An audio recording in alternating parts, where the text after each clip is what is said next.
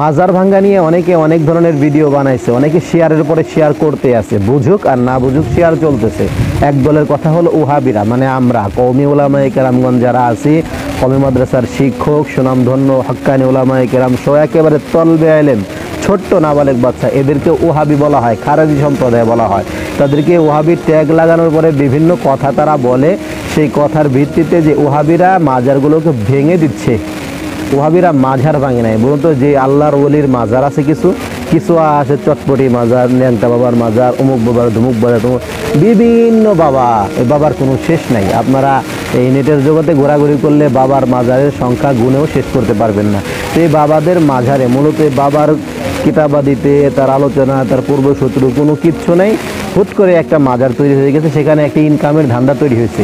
ওই সমস্ত মাজার ভাঙ্গার ক্ষেত্রে কোনো কথা নাই। কথা হইল গিয়ে হক্কানি উলামায়ে কেরামগণ যারা, আমি অনেকের কথা না বলে একজন বলি, শাহজালাল ইয়ামানি রহমতুল্লাহ আলাই, তিনি কি করছেন, গৌরগোবিন্দের বিরুদ্ধে যুদ্ধ করছেন। তিনি একজন হক্কানি পীর হয়ে শুধু সুবহানাল্লাহ সুবহানাল্লাহ আলহামদুলিল্লাহ আলহামদুলিল্লাহ করেন নাই, বরং গৌরগোবিন্দের বিরুদ্ধে যুদ্ধও করছেন। তো আমরা কখনোই হক্কানি উলামায়ে কেরামের মাজারগুলো ভাঙতে যাব না বা ভাঙবো না। যেখানে ভণ্ডামি চলে, নষ্টামি চলে, যেখানে গাজার আড্ডা বসে, বিভিন্ন নেশার আয়োজন চলে, সেইগুলোকে ভাঙার ক্ষেত্রে আসলে ওলামায়ে হক ঐক্যবদ্ধ। তারপরেও তারা অনেক বিষয়গুলো উল্লেখ করেছেন।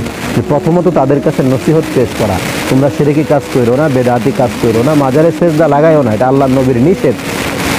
এগুলো বোঝানোর পরে যদি তারা না বুঝে, সেই ক্ষেত্রে ওই মূল মাজার অর্থাৎ যেখানে আল্লাহর ওলির কবর আছে সেটাকে হেফাজত রেখে তার ডানে বামে উপরে চত্বরে বিভিন্ন যা যা আছে ময়দানগুলো, সেইগুলোকে ফাঁকা করার কথা বলা হয়েছে। অথচ ট্যাগ লাগাই দেওয়া হয়েছে জনসাধারণ একেবারে সামান্য, যে মানুষটা একেবারে দিন সম্পর্কে জানে না, দুনিয়ার অন্যান্য কোনো জ্ঞান নেই, তার কানেও পৌঁছে দেওয়া হয়েছে যে হুজুররা, আলেমরা, ওয়াহাবি গোষ্ঠী তারা মাজার ভেঙে দিচ্ছে, আল্লাহর ওলিদের সঙ্গে বেয়াদবি করছে।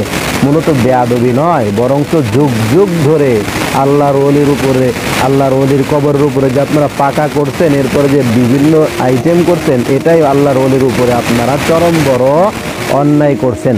তো আল্লাহর ওলি তো এখন মৃত মানুষ, সে তো বলতে পারবে না। তো তার কবরের আশেপাশে যে আপনারা গাঞ্জার কলকি টানতে থাকেন, ধোঁয়া উড়াইতে থাকেন, এর দ্বারা আল্লাহ তাআলার যে প্রিয় বান্দা, যে আল্লাহর ওলি সেখানে শায়িত আছে, তার কষ্ট হয়। সেই পরিবেশটাকে পবিত্র করার জন্যই আসলে এই উদ্যোগ।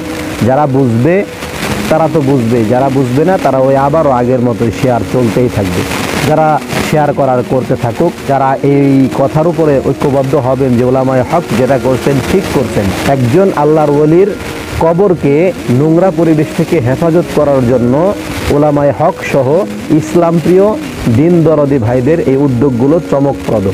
আল্লাহর ওলির মাজারগুলোকে পরিষ্কার করার চেষ্টায় যারা নেমেছে তারা আসলে ভালোই করতেছে। মূলত তাদের যে প্রসেসগুলো ওলামায়ে কেরামগণ বলে দিচ্ছে, সেই ক্রাইটেরিয়া অনুসরণ করে চললে তাদের কোনোই সমস্যা হবে না। প্রথমত তাদের কাছে শিরিক থেকে বেঁচে থাকো, বেদাত থেকে বেঁচে থাকো, অন্যান্য ভণ্ডামি, নারী পুরুষে একত্রে মিলামিশা হয়ে যে নাচানাচি, এই পরিবেশ বন্ধ করার দাওয়াত তাদের কাছে পেশ করা। যদি তারা না মানে তাহলে এমন সিস্টেম করা যাতে আল্লাহ ওলির সঙ্গে তার কবরের সাথে কোনো বেয়াদবি না হয়, তার পরিবেশটাকে সুন্দর করা। আশা করি বুঝতে পেরেছেন।